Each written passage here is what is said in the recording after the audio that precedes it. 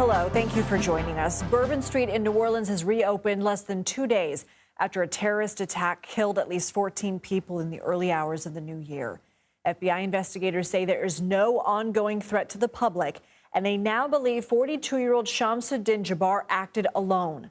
Authorities say the Texas native and military veteran was inspired by ISIS.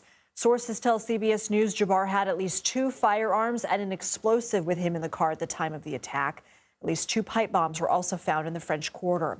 Jabbar was killed in a shootout with police shortly after he drove his truck through a rented truck through the famous Bourbon Street in New Orleans, Louisiana. More than 36 people were injured in addition to the 14 people killed. Family members of some of the victims are starting to come forward to share more information. CBS News has learned among those killed was a recent high school grad who was weeks away from starting nursing school, a 27-year-old mother to a 4-year-old son, a former Princeton University football star, and a 37-year-old dad of 2. The FBI is asking anyone who witnessed the attack or who knew the man responsible to come forward. We recovered an ISIS flag from the back of the vehicle. Jabbar declared his support for the terrorist group on social media, as I stated before, as he made his way to New Orleans. Jabbar himself was born in the United States and is a U.S. military veteran. We are looking in everything in his life. While we have interviewed many people who know Jabbar, we still need to talk to others. Whether you know Jabbar personally, worked with him, served in the military, or saw him in New Orleans or Texas, we need to talk to you. President Biden posted to social media a photo of him meeting with his Homeland Security team. He spoke shortly afterward to give an update on the investigation and assure Americans that New Orleans is safe and secure following this deadly act of terrorism. New Orleans is a city of tremendous spirit. You can't keep it down. You really can't. And we're seeing that today. People in New Orleans are sending an unmistakable message. They will not let this attack or the attackers' deluded ideology overcome us. We have team coverage on the attack in New Orleans. I'm joined by CBS News reporter Kati Weis and CBS News contributor Andrew Boyd in Washington. CBS News contributor Andrew Boyd joins me now. He's also a former chief of operations for the CIA's Counterterrorism Mission Center. Andrew, thank you for being here. When we think about the security aspect of this attack, was there something missing that could have prevented this? I mean, we know that the truck was used as a weapon. He drove around the police vehicle onto the sidewalk. I mean, do the security considerations in high-risk areas need to be reconsidered now after this? I mean, perhaps, but most municipalities have tried to become hard targets since 9/11, which prevents a lot of these attacks from happening. I think the city of New Orleans, along with their FBI colleagues, are going to be reviewing what changes were made that allowed for this attacker to happen. As the FBI has stated, this attacker was inspired by ISIS, and ISIS has published attack options for their followers, such as vehicular homicide attacks that have happened in Germany, that have happened in France, and happened elsewhere. So this is part of the ISIS playbook. But we're talking about a number of college bowl games that are happening currently. The Super Bowl is about to happen.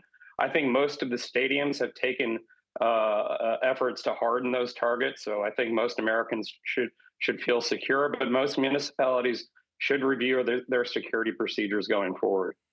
As you were talking about, the attacker in New Orleans, born and raised in America, a military veteran, served in Afghanistan, has been described by a fellow service member as a, quote, great soldier. How does someone go from that to becoming radicalized, pledging loyalty to ISIS? I mean, there's a whole variety. He's not the first, and I hope he may be the last, but that's probably not going to be the case. I mean, there's a lot of things I think that we'll find out in the coming days of what was going on in this man's life. A lot of mental instability, a lot of family instability. Again, to the FBI's point, he was inspired by ISIS, but there was a lot of other variables in this person's life that led them down this path. The fact that he was in the military, he may have had certain skills that others would not have had. He may have had exposure to ISIS Khorasan, the ISIS affiliate in Afghanistan. We don't know, but that may turn out to be the case. But I do think there's going to be a number of variables that have factored into this person's decision, his decision alone, to murder people in New Orleans on New Year's Eve. And we've been talking all day about another incident, the explosion in front of the Trump Hotel in Las Vegas using a Tesla Cybertruck. We're going to get an update on this story in a little bit, but I do want to ask you about the overall threat environment in the U.S. right now between these two events, given January is a very big month for big events, so is February. Any heightened threat concerns that the average person should be worried about? I think a lot of the bowl games and this upcoming Super Bowl and upcoming inauguration do heighten the threat environment, but those are very hard targets where there's a great deal of security focus. So I think Americans should be confident in events in Washington, D.C., events at various bowl games and whatnot. But softer targets like hotels, people have to be able to pull up to the hotel and check into their hotel rooms. Those are much softer targets. I do think hotel security, municipal security, city securities are going to be rethinking some of the approaches that they've been taking to security lately, and I think that'll be a good thing. All right, Andrew Boyd, thank you for your time. We'll start with CBS News reporter Kati Weis, who was on Bourbon Street near the attack when it happened. Katie, why have officials made the decision to reopen Bourbon Street, and can you tell us what you've been seeing?